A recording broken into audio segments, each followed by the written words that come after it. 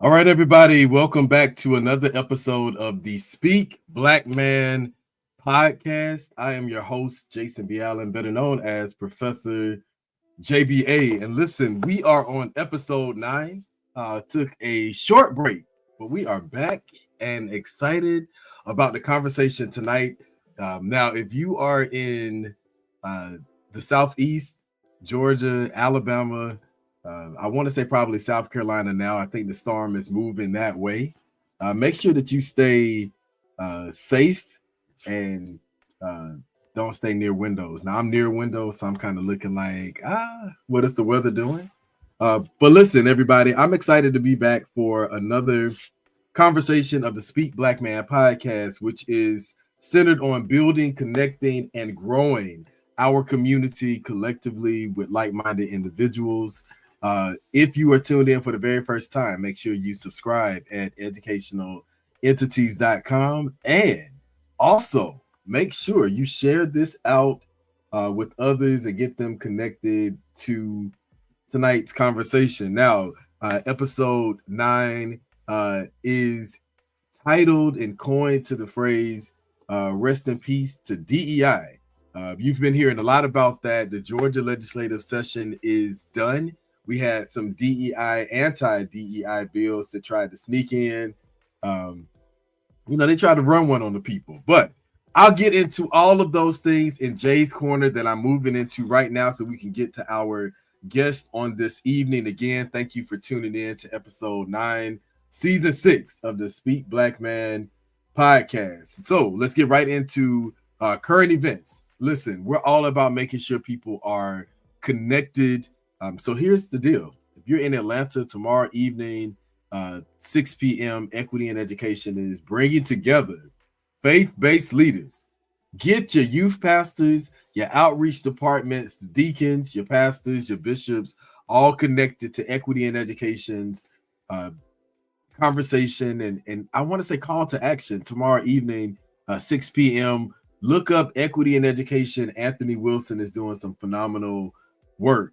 And so we need to make sure we have people connected. Of course, if you know our Georgia State Director, Tanya Winters, she can connect you to all of the things parents, community members need to be connected to this upcoming week. Here is something else I need to put on your radar. I'm a Captain Planet kid. It's Earth Day coming up on April 22nd, 6 p.m. The National Parents Union is hosting a really good conversation with earthday.org. I'm a nerd, so I love that, right? Earth Day is coming to the National Parents Union. So make sure you get connected. Check out all of our conversations on our YouTube channel, nationalparentsunion.org. Go subscribe. Check us out. On April 30th, my good friend, Sister Tanya, is bringing the peaches together. Not the housewives, not those peaches, although they are invited. Phaedra, I would love to see you in the place. Come on out because this is right up your alley. April 30th, 6 p.m., Georgia Literacy and Legislation. Listen, we need families across the state connected to this conversation on legislation and literacy. You don't want to miss that. There are some Senate bills that did center in on literacy. How does this impact our kids and what's happening with that? June 21st, Every Color Matters Gala. Support Barney Jackson and the work of Every Color Matters. You can go to everycolormatters.com. Check out their work. Of course, I have to end Jay's Corner with this. 2 dates that are coming up very soon. September 30th is our annual Grandsgiving Tuesday. It's the last Tuesday in September in honor of Grandparents' Day. Donate to liliesfoundation.org. I'm looking for 100 plus people to donate $100 on that day. We need your support in making that happen. I'm also asking everybody to join us on October the 4th, 2024, 6 p.m. for the annual Allen Wing Gala. It's going to be phenomenal. We're celebrating 10 years, closing out Jay's Corner with that every week plug for the work. Now, tonight's highlight, we do a highlight organization every week. Tonight's highlight goes out to Dr. Tony Burks and LEADright. We need everybody to get connected to this organization, LEADrightToday.com. All of the things around school improvement, nonprofit organization. Maybe you have a charter school board in your community that you want to see doing some more things to support the school and the community. All right, then go check out LeadRightToday.com. All right, listen, we are episode 9 of the Speak Black Man podcast. We're bringing on our guest who is no stranger to the platform.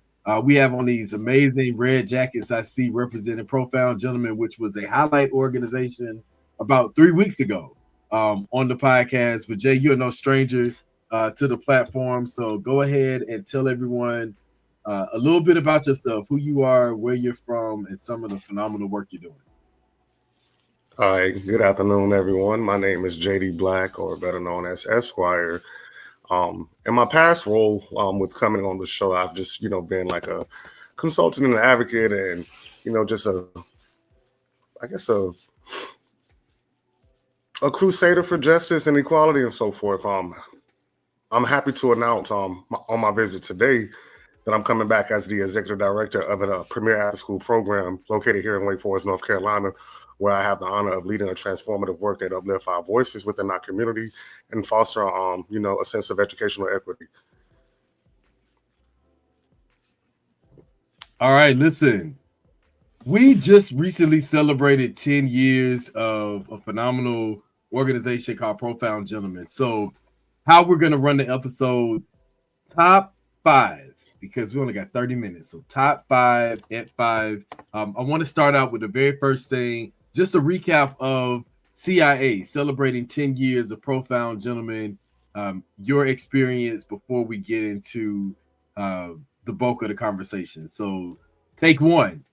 Recap of Profound Gentlemen CIA.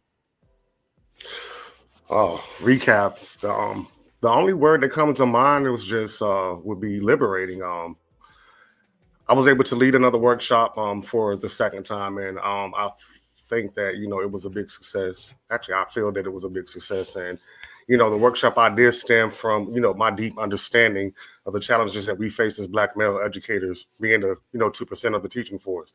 I wanted to create a safe space where we could step into our truth, feel free of judgment, and simply speak authentically about our roles, our aspirations, and the shared responsibility that we carry.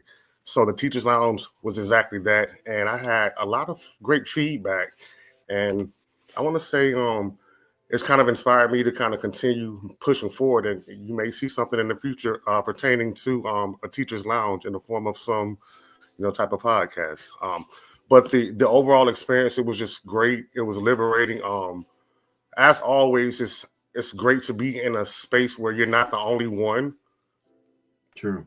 In every regard, not the only one that looks like you, but the only one that's passionate about the things that make us feel needed in our communities and respected and so forth. Yeah. I mean, respect is a big thing, especially in this climate, right? So that was PG.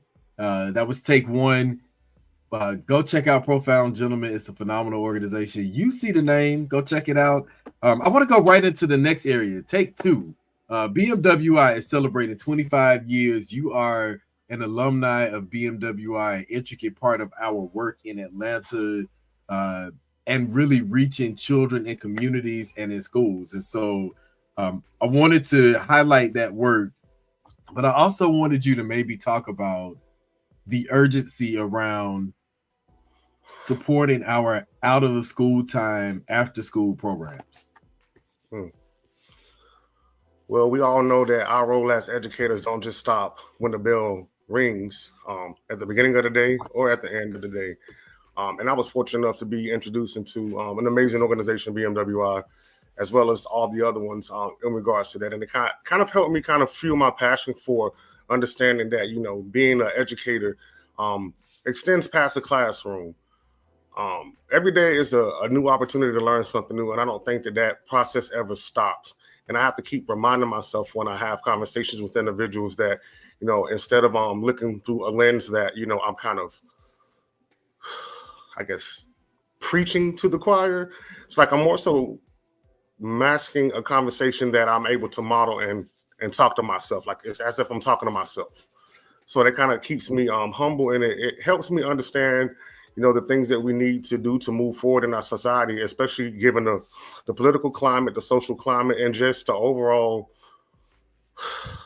lifelong fight for just fighting to just survive.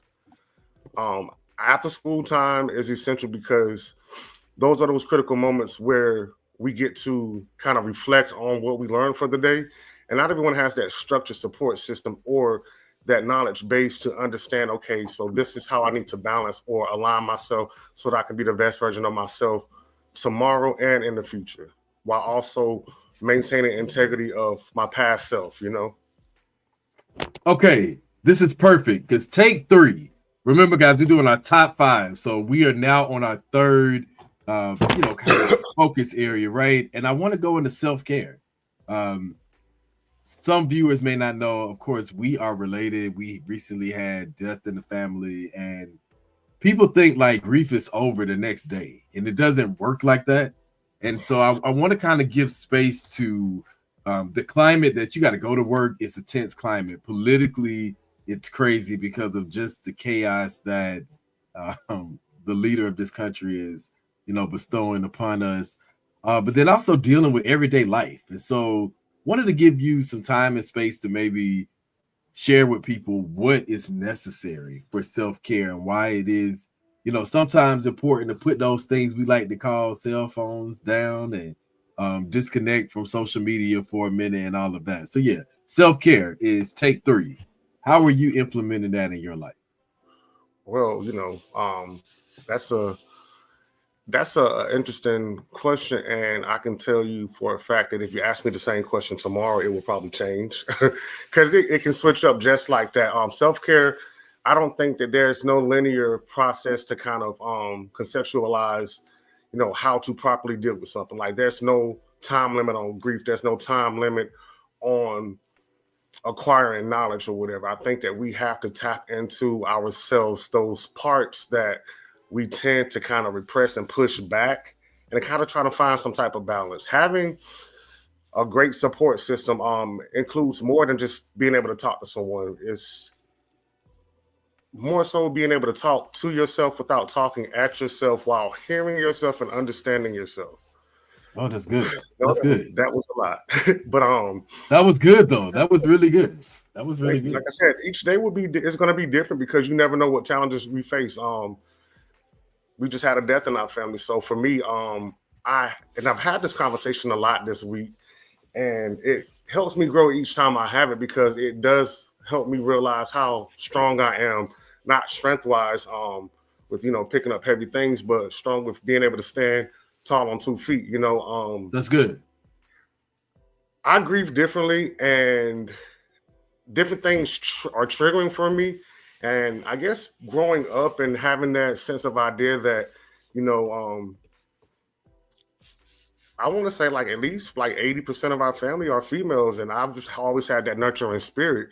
So it was never an option for me not to be present and not to be supportive in that sense, because love was always extended around me. No matter how dark the day was, that was one common factor. And I think that kind of helps make the process more, I guess, transparent. Transparency is a huge part of our love language, right? How we communicate with others, how that comes off when, I'm in the mood. You never know what people are going through, especially when they're grieving. So I'm sharing that to say it's important to give people grace. And I love that you said, hey, this is where I am today. But tomorrow it may be different. And it's important that we realize that it's okay for Black men to talk about self-care and mental health management, because everybody is managing life. And so self-care was kind of at the end. I was going to close us out with something really cool, but that was a good segue how you had connected the dots with take 2 and take 3. Now, take 4.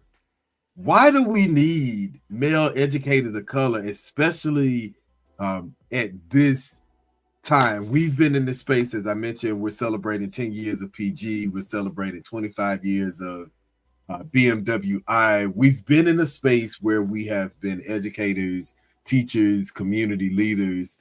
But the numbers of Black men that have left the space, especially from the pandemic, has increased. And so, how can we help to encourage more male educators of color, especially Black men, to come into the world of education? I think in order to fully understand and acquiesce that line of questioning, we need to understand where these individuals left to go to. I can attest to that because I left the classroom, but my role didn't just extend in the classroom. I did see that it was more of a disservice for me to be in that type of setting because of how much it was limited. I think we should first understand and see where they are because, I mean, giving up has never been an option for our community. And for as long as we can remember, we've been reading about, we've been hearing stories from our, forefathers and foremothers and stuff like that regarding our resilience with fighting for liberation and that work. But the importance of having a Black male educator in the classroom is straightforward. I mean, we are the trend as, a culture for one. So our role in the actual school setting behind those four walls and that black chalkboard, you know what I'm saying? Like, we're taxed with so much. So it's already daunting enough that, we're overworked and overstimulated with that. But not being able to be in a space to provide what we assess or acquire along our journey is interesting. And I think that in order for us to continue, I guess, increasing the number of Black male educators in the classroom, I think we need to leverage our stakeholders, our schools, our communities, and so forth, because, I mean, I see the need for my presence in my community. And I had several conversations this week with other individuals who felt that I should take a more active role with being, physically present. But I'm like, understanding my line of work, I do a lot of behind the scene things that, a lot of people may not consider, important or of value. Case in point, I hope she don't get mad at me. I won't mention any names, but I had an individual that I work closely with, and her daughter was a straight A student, and she got into a disciplinary situation or whatever. She knew nothing of how to advocate for her kids. So I sat her down and I was like, just give me just a brief synopsis of what happened or whatever. I'm gonna look at the school handbook. I'm gonna look at the state laws. I'm gonna look at everything that's changing, and we're gonna formulate a response. And we're gonna let them know that you are here for your child's education, and you're gonna advocate from the beginning of the day to the end of the night, regardless of what. And what was the most interesting thing about that situation? It involved a fight, and the school refused to release the footage to her because it was alleged that it was going to violate student rights or whatever. So, of course, me being the esquire that I am, I had to dig deep into some language. And coming from the same school community and being highly recommended in my profession, I had to kind of balance knowing the things I know within the classroom and outside the classroom to kind of help her feel comfortable to, speak and advocate for herself. And she's been gracious and thankful ever since then, or whatever. But it's moments like that makes me highlight the importance of a Black male figure, just in any setting or whatever. Yeah, that's good. And I know that we will have more conversations around the importance of also advocating for fatherhood, for male engagement, not just using male educators of color for discipline, which is why I'm glad that the last point, which will be our closing out talking points around rest in peace to DEI. A lot of people are waking up to this, and there's been comments around, DEI has been detrimental to the Black community specifically, similar to affirmative action, and how as the data came out, white women really benefited more from affirmative action. We're kind of seeing a step and repeat of the same thing with DEI. Well, there were a lot of white women who were leading, these organizations and these initiatives. I also know from being in the space that Black women were used in this space a lot. And then once they became too impactful and too powerful, they were pushed out of these organizations. And so I don't want to give everybody too much of the Teachers Lounge, because this conversation, again, the Teachers Lounge is a presentation that Jamal presented at Profound Gentlemen's CIA recently, and something I'm hoping, and many others are hoping, that he takes on the road. But rest in peace to DEI and some of the impacts on DEI. Jamal, just give us a few of your sentiments and thoughts around what you're seeing in the space. And like I like to tell the students, right? Give us an appetizer, but don't give us all things, because I want people to get enough of this so that they can get in contact with you and have you come out and actually speak with their youth, their parents, and their educators. Okay, because a lot of our conversations are centered on a bunch of word salads, and I think a lot of people get confused when people use big words. I think that is going to be the guiding misconception right now. But when we say the death of DE and I want to be clear, and I want everyone to understand that it's more than just a rhetoric that we're seeing. It's a diminished funding and political opposition that is a blatant attack on everything that stands for what we are here for right now, having this conversation in regards to. Statistically speaking, we know that the number one benefactors of DE&I have been white women and so forth. And really, this conversation on the surface is not really about us, with how they're politicizing it in I guess the mainstream media or whatever. But with saying that, there's a collective action, and it's paramount that we understand how language is being intertwined in our understanding, in a sense, to confuse us.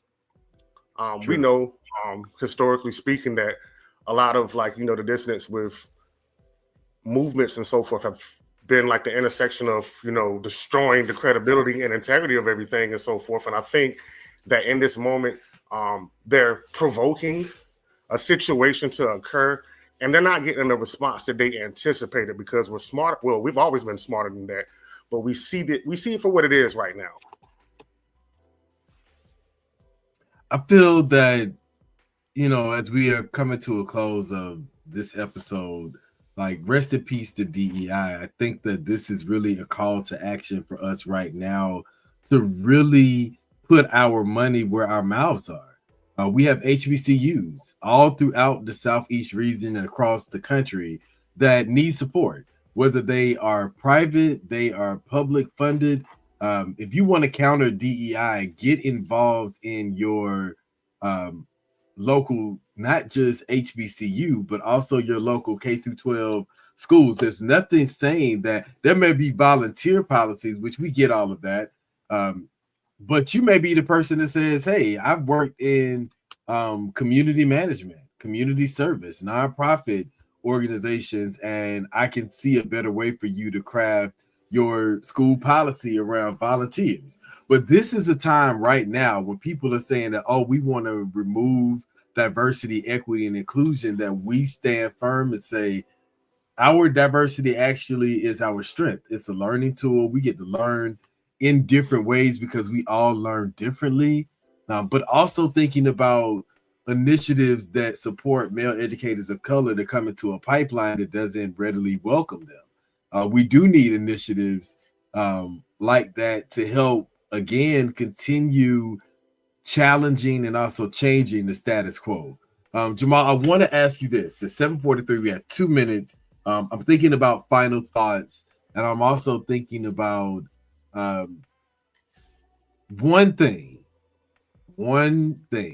one strategy, maybe one tip you would give to people to really help strengthen community and parent engagement, especially with upcoming primaries and general elections, where we need people to get reactivated. We need them to wake back up and say, okay, hey, the presidential election didn't turn out the way we wanted it to, but we have some school board elections and we have some Senate seats and, some judge positions and appointments and all of these things that are coming up. So what is one tip that you would give to people as we get ready to close out on how they can get more people engaged and connected? The power of the voice. Understand that, that we have to amplify our voice, and we have to hold these individuals in our own respective spaces accountable for the things that we see and are not seeing. With that being said, we have to move forward and build a broader coalition that, enforces this. And we have to, tap into partnerships with other educational organizations, other grassroots movements, other advocacy groups that, aim to, funnel like the teacher diversity. As I stated in my community, it's a premier program. But what I did not delve into was that it's the only program that will exist. As of now, we only have the YMCA and the Boys and Girls Club. And that's out of far reach for those individuals who don't have a family that is aware of the things that's needed to be successful in and outside of the classroom. So I guess in short, we're saying, like, your voice is powerful. Use that. Don't be silenced by anything. You matter. I absolutely love that, because we need to make sure people are connected. Every voice does matter. Local politics are key. A lot of people are banking on so many misconceptions. Black men are voting. Black men are registered to vote. We want to make sure that continues to happen. And we need to make sure that people know where to go to get information. So we are here as a resource, but I also want to make sure we close out tonight on a huge part of making sure we are connecting our brothers to conversations about community engagement, civic engagement, family engagement with our schools, and connecting the dots with making sure that we are truly in position to support our kids. I mean, if we're not present, who do we expect to do it if we're not present and we're not there? But we also know that by data from several of our partners that we've mentioned, Black men are present as tutors, after-school program directors, mentors, engaged in male fatherhood initiatives and programs. We also know that they are like counselors, social workers, bus drivers, teachers from every dynamic, early education up to high school. We are in the mix, y'all. So don't believe the hype. We are out there. We dropped a couple of jewels. Make sure you go to LEADrighttoday.com. That's tonight's highlight. Make sure that you also get connected to Profound Gentlemen. You see these red jackets. They have a phenomenal James Baldwin quote on the back. So you will notice brothers across the country walking around with these. If you know educators who are in the space, everybody is concerned about what's happening in DC, what's happening with the Department of Education, what's happening on the state level with education. And the best thing we can do is to make sure that our educators are connected to organizations like the Center for Black Educator Development, also Profound Gentlemen, Call Me Mr., BMSE Talks or BMES Talks, and a couple of other organizations that are out there, maybe some in your state. So get connected. Jamial, thank you for being on tonight. Rest in peace to DEI. And let me tell you, what we want to make sure you take away from this is Jamal's presentation, the Teachers Lounge, JD Black. Go look him up, get connected, make sure you bring this to your school, community, university. Again, we're here to make sure the resources are connected and we continue doing the work. This is episode 9. Rest in peace to DEI. There was so much within that Teachers Lounge conversation around the impacts of DEI, how it has actually maybe hindered some growth and progress in ways, and what we can do to ensure that we are adamantly and actively protecting civil rights, our civic rights, our civic duty to get out and vote in upcoming elections locally. And most importantly, if you came in to the end and you missed Jay's Corner and some of the upcoming events, we're making sure that the people are connected in this season. So go to educationalentities.com, get connected. We have a few more episodes left in the season that is going to be closing out at the top of June, which will be here before we know it. So episode 9, JD Black, make sure you get connected. I want to hear the Teachers Lounge coming to a city, a state near you, North Carolina, Georgia, Virginia, South Carolina, Tennessee, Florida. I'm calling out the South. Let's get the Teachers Lounge on tour with JD Black. Thank you guys for tuning in tonight. Rest in peace to DEI. Stay connected to educational entities on what's next and how we are building and moving the ship forward. Peace and love, everybody.